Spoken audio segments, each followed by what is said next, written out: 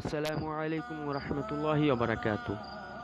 ইসলামী জ্ঞানের তথ্যমতে পৃথিবীতে ভূমির সৃষ্টি হয় মক্কায় অবস্থিত কাবা ঘরের স্থলকে কেন্দ্র করে।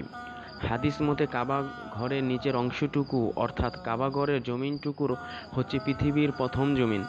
বিশাল সাগরের মাঝে এর সৃষ্টি, ধীরে ধীরে এর চারপাশে ভরাট হতে থাকে।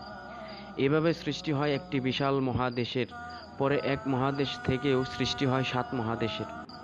মুসলমানরা মনে করে পৃথিবীতে মহান রব্বুল আলামিনের অন্যান্য নিদর্শন পবিত্র কাবা শরীফ।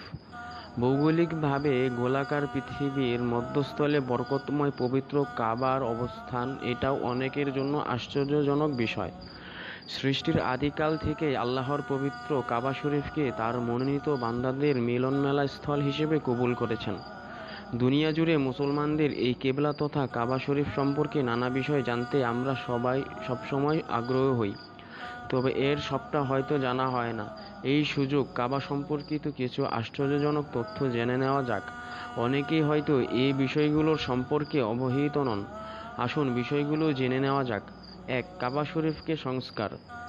প্রাকৃতিক দুর্যোগ যেমন বন্যা ও শত্রুদের আক্রমণের কারণে বেশ কয়েকবার ক্ষতিগ্রস্ত হয়েছে পবিত্র কাবা শরীফ। তাই বেশ কয়েকবারই ক্ষতিগ্রস্ত কাবাকে পুনর্নির্মাণ করা হয়েছে।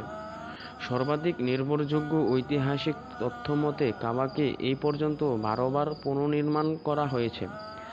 বিভিন্ন বিপর্যয়ের হাত থেকে সংস্করণ করতে কাবা শরীফকে সর্বশেষ 1996 সালে আধুনিক ও শক্তিশালী প্রযুক্তির প্রয়োগে সংস্কার করা হয়।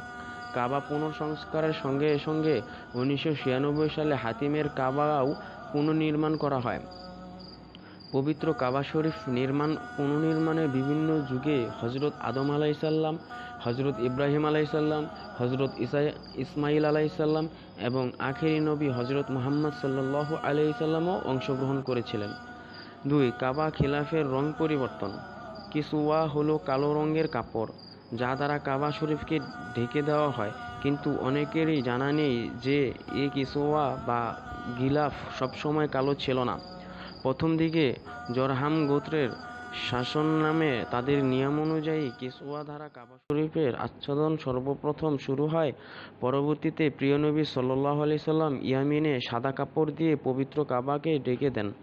বিভিন্ন খলিফাদের আমলে লাল, সাদা, পরবর্তী সবুজ রঙের কেসওয়াও ব্যবহার করা হতো।